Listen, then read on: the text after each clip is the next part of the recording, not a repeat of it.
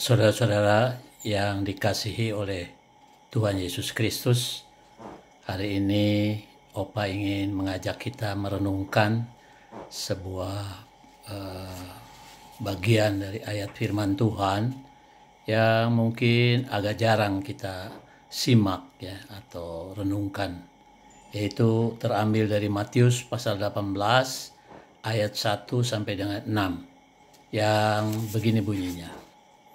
Pada waktu itu datanglah murid-murid itu kepada Yesus dan bertanya, siapakah yang terbesar dalam kerajaan sorga? Maka Yesus memanggil seorang anak kecil dan menempatkannya di tengah-tengah mereka. Lalu berkata, Aku berkata kepadamu, sesungguhnya jika kamu tidak bertobat dan menjadi seperti anak kecil ini, kamu tidak akan masuk ke dalam kerajaan sorga. Sedangkan barang siapa merendahkan diri dan menjadi seperti anak kecil ini, dialah yang terbesar dalam kerajaan sorga. Dan barang siapa menyambut seorang anak seperti ini dalam namaku, ia menyambut aku. Tetapi barang siapa menyesatkan salah satu dari anak-anak kecil ini yang percaya kepadaku, lebih baik baginya jika sebuah kilangan diikatkan pada lehernya, lalu ia ditenggelamkan ke dalam maut. Sepertinya ini dialog ringan antara Tuhan Yesus dengan para murid-muridnya. Namun ada beberapa esensi yang kita bisa tangkap di sini. Nomor satu, murid-muridnya merasa diri sudah pasti masuk ke dalam kerajaan sorga. Sebetulnya tidak salah, karena itu apa juga yang dijanjikan oleh Tuhan Yesus Kristus. Barang siapa percaya kepada aku, maka dia akan memiliki kerajaan sorga. Artinya memiliki bahwa dia akan berdiam di kerajaan sorga setelah kematiannya dari dunia ini. Dan bukan hanya para murid, tentunya kita semua ingin ketika kita meninggalkan dunia ini, kita masuk berada di kerajaan sorga yang mulia. Kita bayangkan bahwa sorga itu begitu indahnya, begitu terangnya, dan di sana tidak ada lagi kertak gigi, kesusahan, penderitaan, melainkan hanya sukacita, damai sejahtera, dan kita bisa melihat, bertemu langsung dengan Tuhan Yesus, Bapa kita juga di sorga.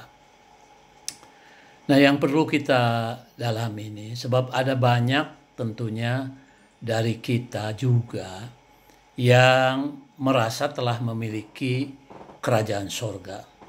Yang pertama adalah para hamba Tuhan, para pimpinan agama yang hidupnya di depan orang begitu suci, bicaranya juga lain, tidak pakai dialog biasa, mencerminkan keagungan dirinya. Dan orang-orang seperti ini merasa bahwa merekalah pemilik daripada kerajaan sorga. Yang kedua, barangkali orang yang kaya. Orang kaya saja merasa bahwa dia bisa membeli sorga dengan kekayaannya, dengan uangnya.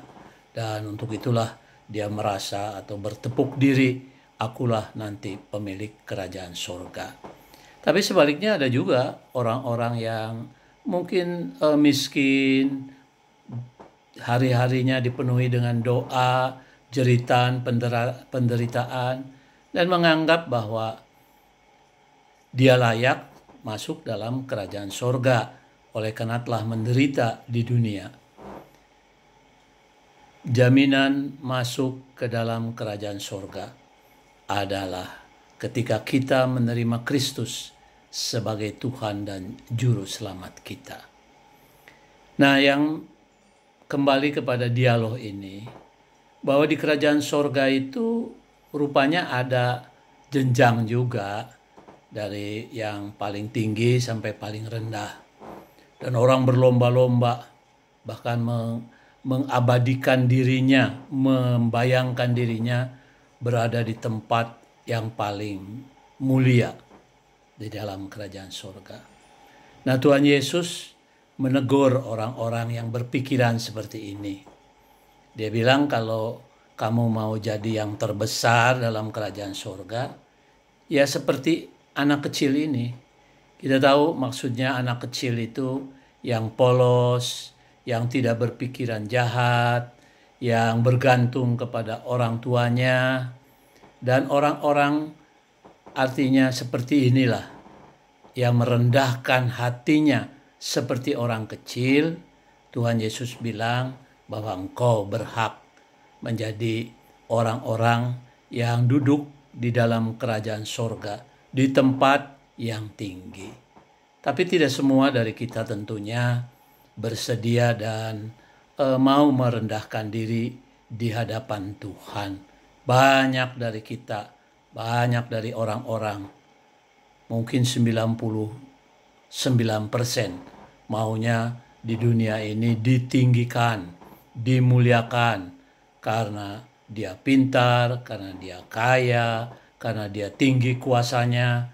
Semuanya mengharapkan kemuliaan dari orang-orang yang memandang dirinya tinggi. Tapi Tuhan bilang, kalau kamu tidak merendahkan diri seperti anak kecil ini, maka engkau tidak berhak bahkan masuk ke dalam kerajaan surga. Ada lagi orang-orang yang kena laknat, yaitu orang-orang yang menyesatkan orang-orang yang berpikiran sederhana, berpikiran polos. Ya, jadi dibawa oleh orang-orang yang jauh dari Tuhan dan menyesatkannya. Bukan semakin mendekatkan kepada Tuhan, namun terbalik, semakin menjauhkan daripada Tuhan. Oleh karena itu, biarlah teguran ini juga berlaku bagi diri kita. Jika kita ingin sebuah tempat dalam kerajaan surga, maka jadilah kita merendahkan diri seperti anak kecil, menjadi polos, ketergantungan penuh kepada orang tua, ketergantungan penuh kepada Tuhan. Maka Tuhan menjanjikan tempat. Jangan berpikir untuk mendapat tempat tertinggi di dalam kerajaan surga, melainkan berlakulah sebagaimana Tuhan inginkan.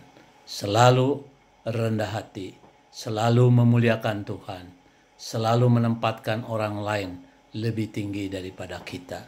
Dan biarlah kiranya pada waktunya Tuhan yang membawa kita ke dalam kerajaan surga dan menempatkan kita di tempat yang paling layak. Tuhan Yesus memberkati.